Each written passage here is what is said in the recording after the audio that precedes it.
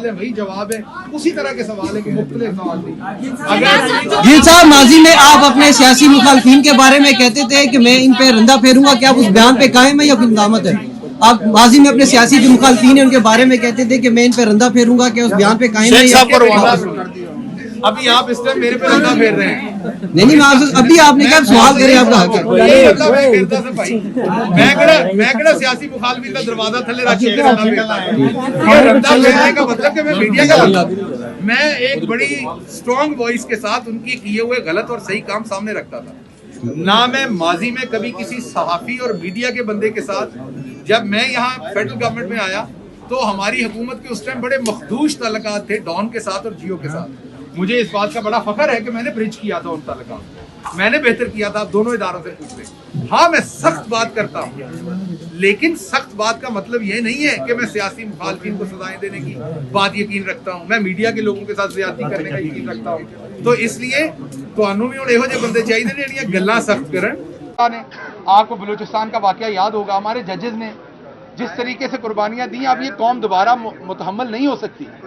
और दहशतगर्दी से अगर आपने फाइट करनी है तो इकट्ठे होना पड़ना है, और इकट्ठे होने के लिए आपको नए इलेक्शन में जाना पड़ना है, क्योंकि जितनी खलीज पॉलिटिकल इस टाइम बन गई है, जितने अपने अपने वर्जन्स बन गए हैं चीज़ों के, जो मुल्क के अंदर इस टाइम अफरा तफरी है, जब तक आप रीसेट का बटन नहीं दबाएंगे, अवाम के पास जो असल में अल्लाह की ज़ात के बाद इक़्तिदार आला पाकिस्तान के आइन के मुताबिक पाकिस्तान के हकीकी वारिस उसकी अवाम है, जब तक आप अवाम को नहीं देते वो इक़्तिदार और वो फैसला नहीं करते कि उन्होंने ये इक़्तिदार किसको देना, हो सकता है वो कल को कहें जी हमने पीपल्स पार्टी, नून लीग या पीटीआई फलां जमात को देना है, जिसको वो देना चाहते हैं उन्हें देने दें, ताकि वो जमात आए, उसकी हुकूमत आए, वो अवाम की उमंगों के ऊपर यहाँ फैसले करें, जिससे दहशतगर्दी में भी हम मुकाबला करें, जिससे हम इकॉनमी में भी मुकाबला करें। क्योंकि आपके सामने जो पीपल्स पार्टी की दहशतगर्दी से निपटने की स्ट्रैटेजी थी, पाकिस्तान तहरीक इंसाफ की बिल्कुल मुख्तलिफ थी। जो पाकिस्तान मुस्लिम लीग नून की थी, उससे पाकिस्तान तहरीक इंसाफ की स्ट्रैटेजी डिफरेंट थी, इमरान खान की स्ट्रैटेजी डिफरेंट थी। अब अवाम को फैसला करने दीजिए वो किस स्ट्रैटेजी को बेहतर समझती है और कौन सी स्ट्रैटेजी यहाँ पर लागू होनी चाहिए। इसलिए मेरी तवक्को है कि जल्द अज जल्द हम इस एक चीज़ पे जो आइनी रिक्वायरमेंट है इलेक्शन की वो पूरी होगी। ये जो राणा सनाउल्लाह साहब रोज़ धमकियाँ देते हैं, रोज़ जो पकड़ा जाता है कहते मैंने 15 किलो हीरोइन डाली।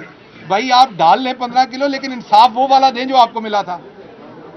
आप मेरे पे भी डाल लें साथ, लेकिन इंसाफ वही वाला चाहिए, जज साहब भी वही वाले चाहिए, ताकि वही इंसाफ हमें मिल जाए जो आपको मिला था।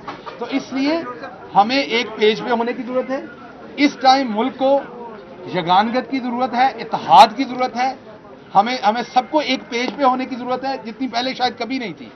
और उसका सबसे बेहतरीन हल रीसेट करने का है, ताकि दोबारा से नए सिरे से इलेक्शन हो, अवाम अपने नुमाइंदे चुने, वो नुमाइंदे अपनी पॉलिसी अपने मंशूर की शक्ल में अवाम के सामने रखे, वो कहे कि टेररिज्म को मैंने ऐसे मुकाबला करना है, इकॉनमी को मैंने ऐसे दुरुस्त करना है।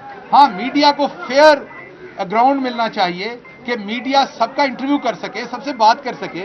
आपका ये हक है कि आप ये सख्त सवाल तमाम पार्टियों से करें कि जी आप आएंगे तो दहशतगर्दी से कैसे निपटेंगे, आप आएंगे तो मईशत से कैसे निपटेंगे, आप आएंगे तो बेरोजगारी से कैसे निपटेंगे, आप आएंगे तो महंगाई से कैसे निपटेंगे।